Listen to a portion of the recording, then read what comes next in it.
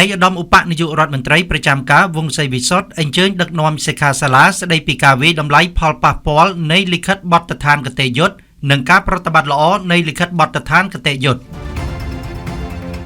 នាព្រឹកថ្ងៃទី25ខែសីហាឆ្នាំ2026ឯកឧត្តមវង្សសីវិសុទ្ធឧបនាយករដ្ឋមន្ត្រីប្រចាំការរដ្ឋមន្ត្រីទទួលបន្ទុកទីស្តីការគណៈរដ្ឋមន្ត្រីបានអញ្ជើញជាអធិបតីបើកនិងដឹកនាំសិក្ខាសាលាស្ដីពីការវិយតម្លៃផលប៉ះពាល់នៃលិខិតបទដ្ឋានគតិយុត្ត RIA និងការប្រតិបត្តិល្អនៃលិខិតបទដ្ឋានគតិយុត្ត GRP ដែលសហការរៀបចំដោយក្រុមប្រឹក្សាសេដ្ឋកិច្ចសង្គមគិច្ចនិងវប្បធម៌នៃទីស្តីការគណៈរដ្ឋមន្ត្រីនិងស្ថានទូត Britain ភ្នំពេញ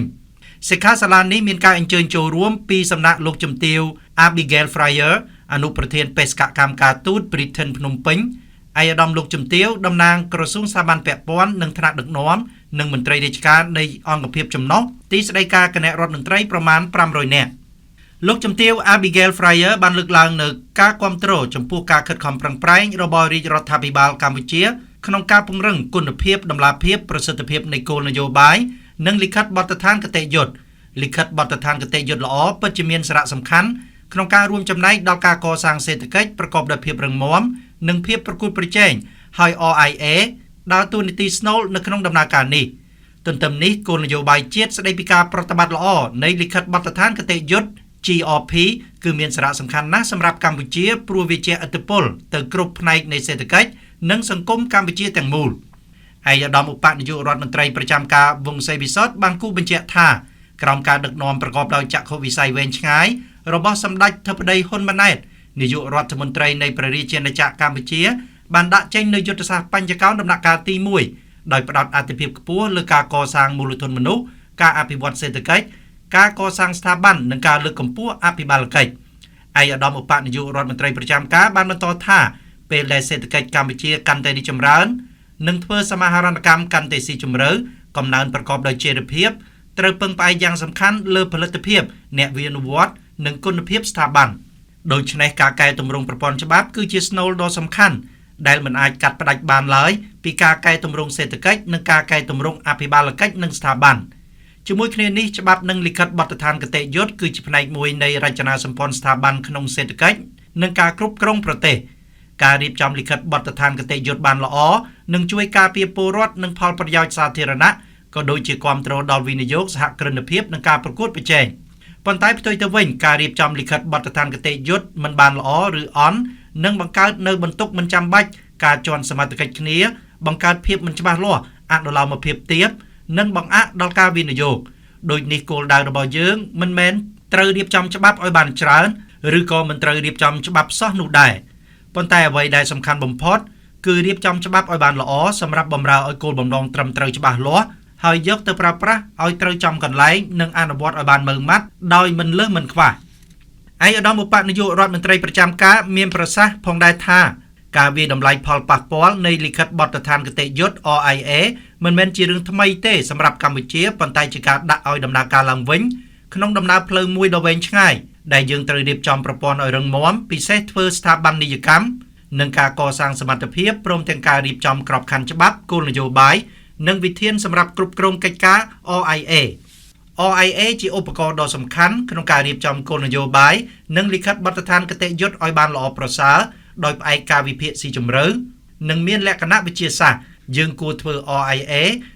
នៅមុនពេលឬស្របពេលរៀបចំសេចក្តីព្រាងច្បាប់មិនមែនធ្វើ RIA នៅពេលជិតបញ្ចប់សេចក្តីព្រាងច្បាប់នោះទេឯកឧត្តមឧបនាយករដ្ឋមន្ត្រីប្រចាំការបន្តថា RIA គឺជាឧបករណ៍មួយក្នុងប្រព័ន្ធនៃលិខិតបទដ្ឋានគតិយុត្តប៉ុន្តែ GRP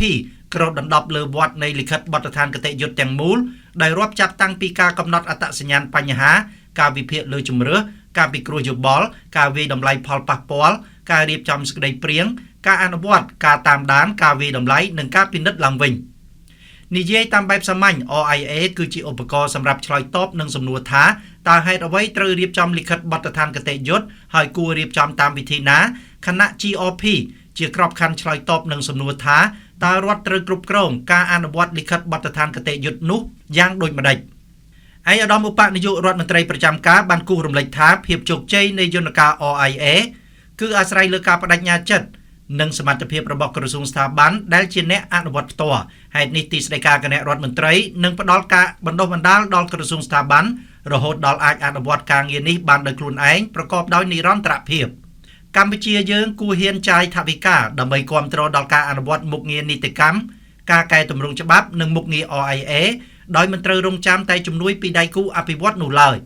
ឯកឧត្តមបានបន្តថាក្នុងការផ្លាស់ប្ដូរពីគោលនយោបាយទៅការអនុវត្ត RIA នៅតាមក្រសួងស្ថាប័នទាមទារនៅការពង្រឹងប្រព័ន្ធការអភិវឌ្ឍសមត្ថភាពនិងការអនុវត្តលិខិតបទដ្ឋានគតិយុត្តត្រូវតែធ្វើដំណើរស្របគ្នាមិនអាចរងចាំមួយចប់ទើបចាប់ផ្ដើមមួយទៀតនោះទេឯកឧត្តមឧបនាយករដ្ឋមន្ត្រីប្រចាំការបានសង្កត់ធ្ងន់ថាការផ្ដួចផ្ដើមរៀបចំគោលនយោបាយជាតិស្ដីពីការប្រតិបត្តិល្អនៃលិខិតបទដ្ឋានគតិយុត្តនាពេលនេះគឺពិតជាមានភាពចាំបាច់និងជួយដោះស្រាយអ្វីដែលជាបញ្ហានៃការអនុវត្តប្រព័ន្ធច្បាប់នៅកម្ពុជាឯកឧត្តមបញ្ជាក់ឡើងវិញថា GRP ក៏ត្រូវបានគិតគូរនិងជាផ្នែកមួយនៃក្របខ័ណ្ឌយុទ្ធសាស្ត្រនៃកម្មវិធីកែតម្រង់ច្បាប់របស់រាជរដ្ឋាភិបាលរយៈពេល20ឆ្នាំដែលមានសសរស្តម្ភធំពីរគឺទី1ការកសាងប្រព័ន្ធច្បាប់ដែលមានបូរណភាពគឺឲ្យមានឯកភាពប្រសិទ្ធភាពសមានគតិភាពឧត្តមមានុភាពគតិយុត្តសន្តិសុខគតិយុត្តហើយផ្អែកលើឧត្តមមានុវត្តអន្តរជាតិនិងផ្អែកលើបរិការកម្ពុជានិងទី2គឺការកសាងវប្បធម៌នីតិរដ្ឋតាមរយៈអង្គសិក្ខាសាលាដ៏មានសារៈសំខាន់នេះឯកឧត្តមឧបនាយករដ្ឋមន្ត្រីប្រចាំការក៏បង្ហាញនូវក្តីរំពឹងថាលទ្ធផលនៃការពិភាក្សានឹងក្លាយជាធាតុចូលដ៏សំខាន់សម្រាប់ការរៀបចំគោលនយោបាយខាងលើនេះដែលនឹងជាផែនទីបង្ហាញផ្លូវដ៏រឹងមាំសម្រាប់ជំរុញកំណើនសេដ្ឋកិច្ចកម្ពុជាលើកកម្ពស់ធុរកិច្ចនិងជីវភាពប្រជាជនហើយកិច្ចខិតខំប្រឹងប្រែងទាំងនេះនឹងបើកទំព័រថ្មីមួយទៀតសម្រាប់កម្ពុជាឆ្ពោះទៅរកការអភិវឌ្ឍប្រកបដោយភាពធន់និងចីរភាពយូរអង្វែង